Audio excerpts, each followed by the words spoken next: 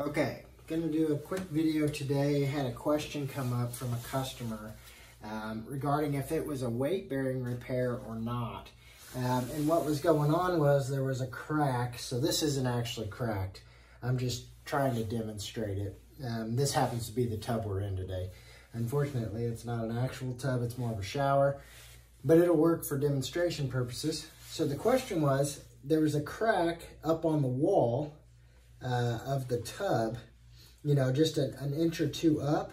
But when you stepped right here, the crack would open up a little bit. That is going to be a weight-bearing repair, especially if that crack, you know, opens up when you step near it and it's running horizontal along the floor. We would consider that a weight-bearing repair. So what you're going to want to do is, let's say the crack's here, it's a couple inches long. You're going to want to go here, out here, and here, drill your hole and support this area. You're going to want to support that whole area.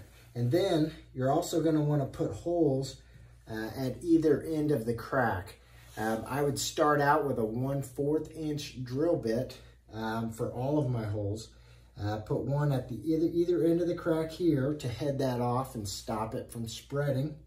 And then here also, I would put some deep support, you know, just a little outside of that crack on the floor. Deep support there, deep support there. And then depending on how it's filling, you might even do like a shallow support right here to make sure you get that fully supported. But that would still be a level 3 kit. Level 3, it'd be a weight-bearing repair still.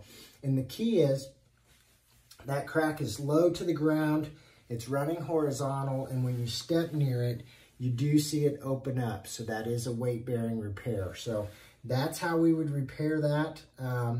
Message us if you have any questions. We can help talk you through it. Give us a call. If you want to see any specific videos, let us know that too. We're happy to put any videos out that we can. So anyway, all right, good luck, guys.